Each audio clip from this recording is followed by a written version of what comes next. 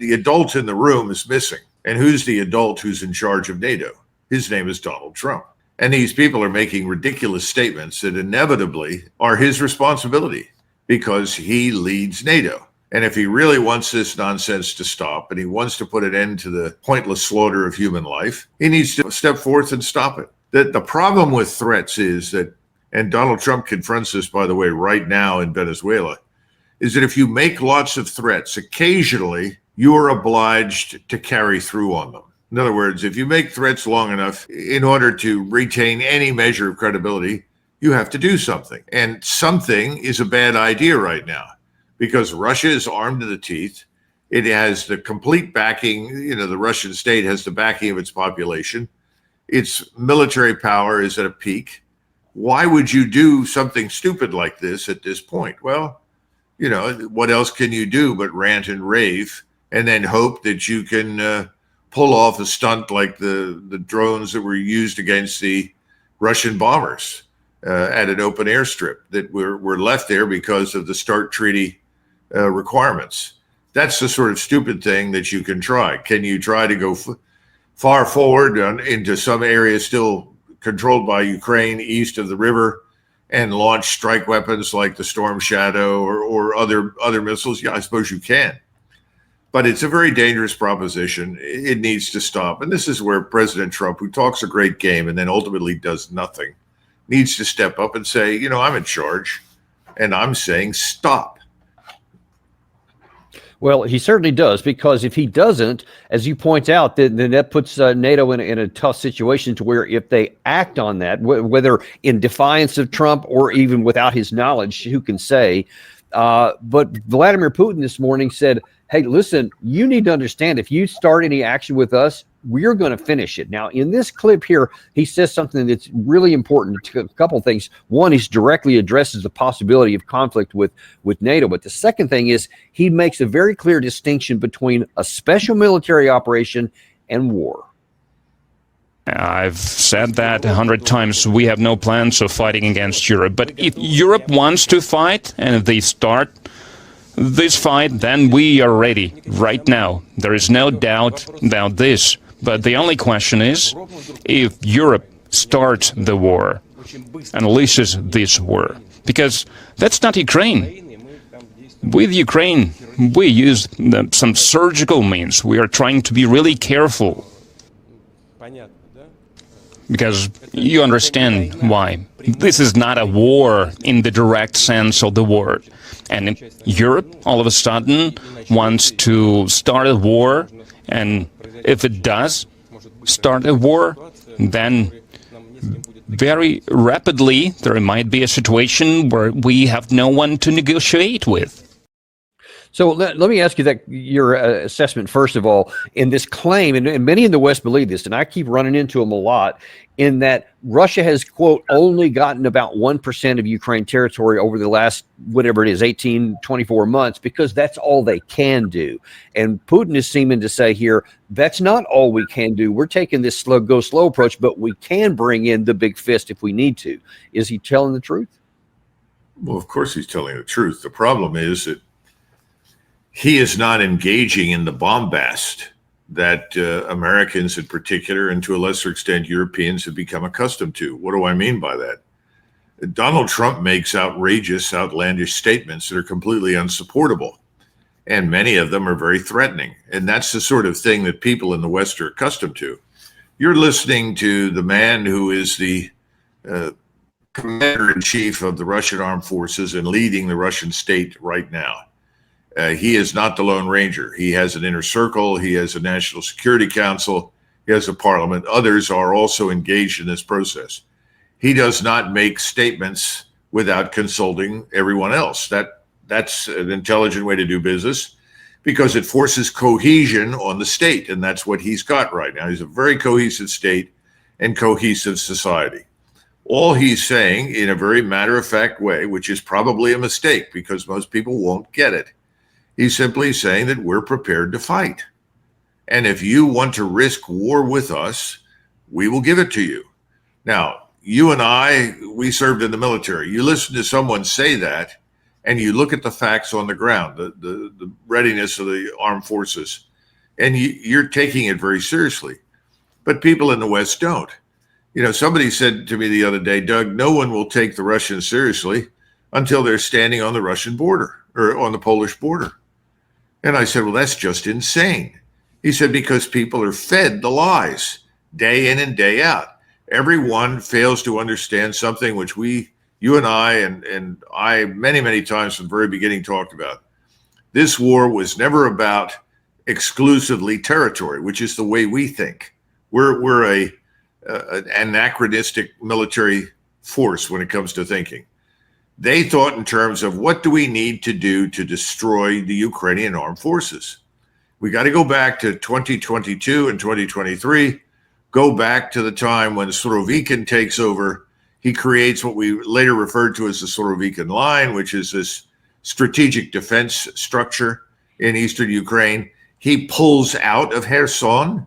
He simply abandons it because he understands it has no real strategic value at this point, because it doesn't serve the long-term objective, which is the total and complete destruction of the Ukrainian forces fighting against us.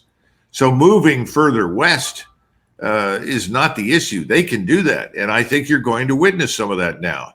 It's almost impossible for the Russians to avoid moving to Zaporizhzhia, seizing control of the banks of the Dnieper River. There's still an excellent bridge in Zaporizhzhia. It creates the opportunity for them to cross at will. So I think something like that will happen. But that's not the point, because one thing that Putin understands is the history of his own country. He understands that the people west of the Dnieper, particularly in western Ukraine, do not want to be ruled by Russians. He doesn't want to rule them either. They are a lot of trouble. That's why the joke in Moscow is, gee, let the Poles have these people. We know how well that's turned out. That was always a catastrophe. The Ukrainians hate the Poles and fight with the Poles just as they've hated and fought with Russians. The point is, the war militarily is a dead end. In other words, it's even wrong at this point to talk about Ukraine on life support. It really isn't. The Ukrainian criminal structure, which is corrupt to the bone, that's on life support. They want desperately to get more cash fed to them so they can redistribute it within the criminal networks that currently run the country. And as you and I have talked before, stuff as much cash as they can into the planes on the runways, ready to take off when they decide to finally leave the country. The people in Western Europe have been lied to from the beginning about all of this and about the aims and purposes of Russia. It's beginning to sink in. Things in Germany are finally beginning to fall apart. Merz is reporting to his masters in New York City in the banking system and London, City of London banks. These are the people that have been driving all of this. You know, you want to listen to someone who can pile the lies on almost better than anybody else that I've listened to about Russia. Listen to this man, Bill Browder. He's a perfect example of what's operating behind the scenes. Everything is designed to destroy, harm, strip away Russia. And having failed, to make that strategy work, they just keep on lying to keep this thing going as long as possible on the assumption that somehow or another that will retain control of Europe and will weaken Russia. It's all nonsense. It needs to go away. But who's going to stand up and tell the truth? I mean, when you have Hodges and Petraeus and Keane and these other people coming forward telling you, oh, we're just around the corner from another victory, give us another $100 billion and everything will be just fine. It was just insanity. And it's costing millions of people their lives and future. It's interesting you say who's going to tell the truth. As it turns out, also, Vladimir Putin is on that very point as well. So one of the other things she said in that same interview today, just hours ago, given the fact that Witkoff is in town to see him, they could literally be meeting right now. And he took some time to say, we're willing to talk to Witkoff. We're interested in having a negotiated settlement with Trump. We think that we can have, come to an agreement with him. He said, but Ukraine and Europe are working counter to that to try and sabotage Witkoff. Even when they are trying allegedly to introduce some changes, some adjustments to the President Trump's proposal, all these changes have only one goal in mind. They are aimed at blocking and putting to a halt this peace process. They are trying to make demands that are unacceptable for Russia, and they understand this, and then later they would try to blame Russia, accuse Russia of stopping this peace process. This is their objectives, and we can clearly see that. That's why, well, if they want to go back to the reality, considering the reality on the ground, then they are welcome. So yeah, if they want to deal with reality, we're all about that. But if they want to keep with the fiction, we'll just keep going on the ground. But I mean, what do you make of that charge that the Europe and Ukraine are trying to sabotage Trump's 28-point peace plan to put poison pills in that they know Russia won't accept? Well, the peace plan is no peace plan. It's got lots of poison pills in it anyway, so I think that's dead on arrival. Let's understand what Kushner and Witkoff are about. They're trying to salvage something for President Trump. President Trump wants to be able to declare a victory for President Trump. This has nothing to do with Ukraine as far as he's concerned. He could care less. He's already abdicated his responsibility for leadership in Europe and NATO. So apparently he doesn't have the authority that he needs from his backers in New York City and the City of London to move forward to really do anything. So what is he doing? He sent Kushner and Witkoff to go over there and say, look, Mr. Putin, we don't really disagree with you. What we really want is some sort of bone that you can throw Trump so that Trump can come out publicly and say, look, I've done everything I can, and this is the road to peace, and I've negotiated this with President Putin. He's on board. Now it's up to everybody else. And as he said a few days ago, if they're not going to accept this, and as far as he's concerned, Ukraine can fight out its little heart. You know, this is nonsense. None of this is substantive. The Russians have laid out routinely the minimal conditions for the acceptance of any peace agreement. They have never changed. So what do Witkoff and Kushner think they're going to get? In other words, the baby is ugly. The baby's not going to become beautiful. It's ugly. It's in the cradle. Some would like to strangle it. Trump wants to rescue it. But it's not going to happen. So it doesn't make any difference what Kushner and Witkoff do. And believe me, I'm sure that President Putin, his inner circle, understand this. And if they can throw a bone to Donald Trump, give him something that he can point to that says, I created this. I'm the heroic figure that brought peace, tranquility, and good fortune to Ukraine. They'll do it because they want this damn thing over as well. Not because they're losing, not because they can't win. That's all nonsense. Now, let's move to the European side. Merz is on very thin ice. Look at events in Berlin. Look at the people in the streets. Look at the strength that the people on the right, the nationalist right in Germany, are achieving. They're not a bunch of crazies. They're not Nazis or any of this other crap that the globalists, promote. They're simply German nationalists who said enough's enough. And look at their platform. And what's in their platform? Their platform says, we want a restoration of good relations with Russia. We want to go back to doing business with the Russians. The majority of Germans will support that. They know that. Merz knows it. This is the final hour for Merz, for Macron, for Starmer, and the others. They have to come up with something that keeps the war going. If they can't, and God forbid, peace should arrive on the battlefield because Zelensky suddenly leaves the country or he and his friends are accidentally blown up, who knows? Whatever happens, that's the end of them. They lose everything, whatever little bit of credibility they may still have. And Macron and Merz they're all hovering down there around 30% approval ratings. Starmer's probably lower. It's over for them. What do you do when you can't survive any longer? You create the illusion of some sort of crisis and threat that rescues you from total destruction. That's what these people are all about. Well, and as it turns out, Mark Rutte apparently read your memo, or else you've read his memo. I don't know which way it is, because this morning he provided a little bit more complete justification for what you said, because here he's talking about, okay, well, however this thing ends, but what we really have is that Russia is going to be this big monster and scary thing, along with China, North Korea, and Iran, this whole back to this almost like axis of evil kind of thing. He's already laying that foundation. Watch this. As we work for peace, we cannot lose sight of Russia's increasingly brutal attacks against Ukraine. Russia is systematically targeting civilian infrastructure, depriving Ukrainians of heat and light at the start of winter.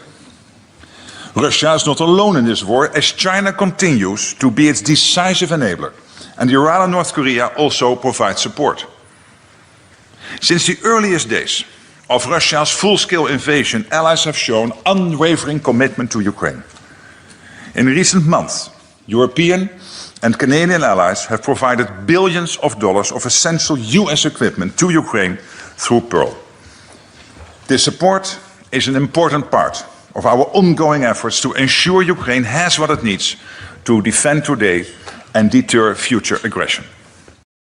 You know, it's ironic. He mentioned there, and he was castigating the Russians. He said they've been systematically destroying the energy infrastructure. It was interesting because yesterday, Vladimir Putin not only didn't dispute that, he went into some detail about why they're doing it and how that's having working toward their military objectives on the ground.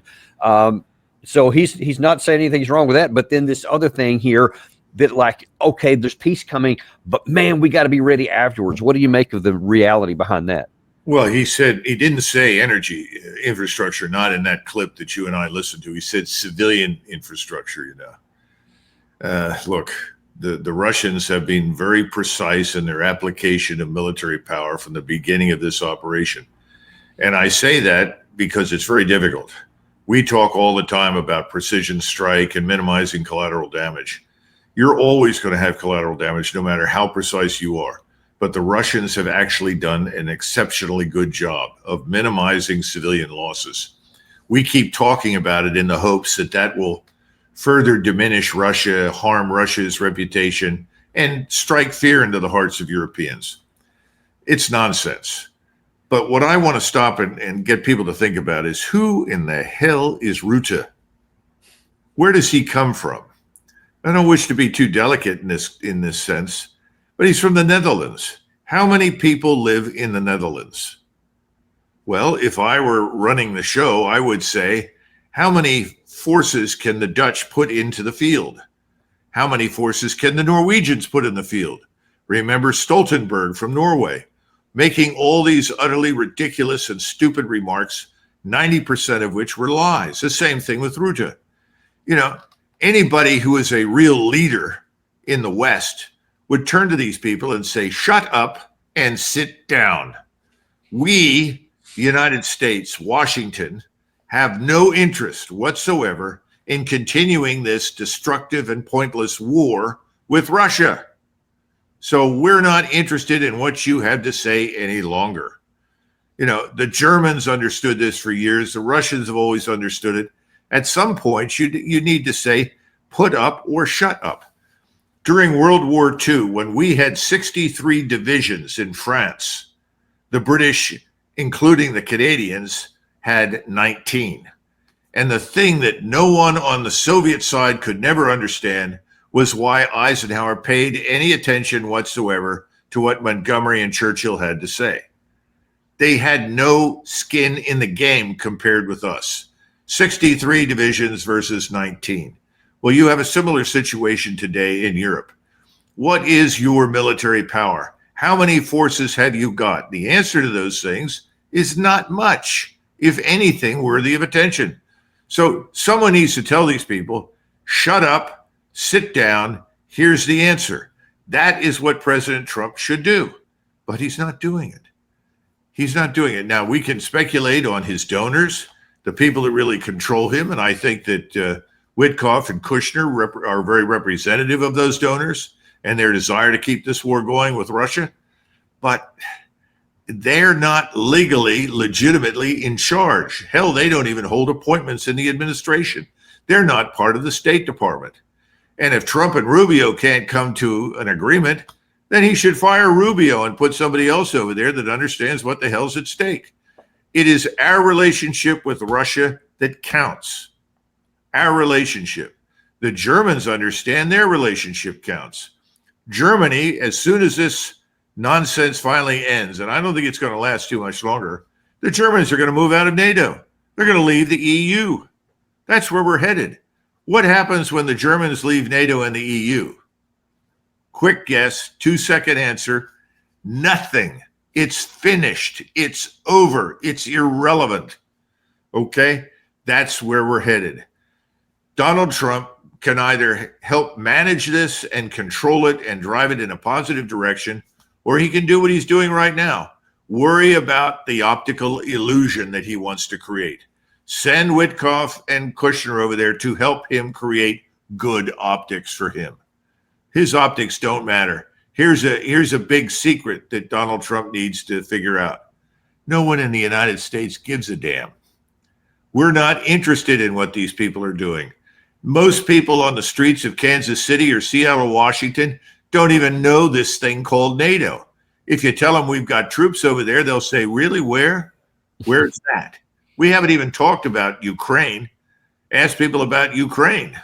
And what are they going to say? I don't know. Well, I don't know. Maybe we need to be there. I mean, we are a planet unto ourselves.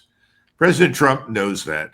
He needs to act on it. He needs to put an end to all of this nonsense. Forget the optical illusions.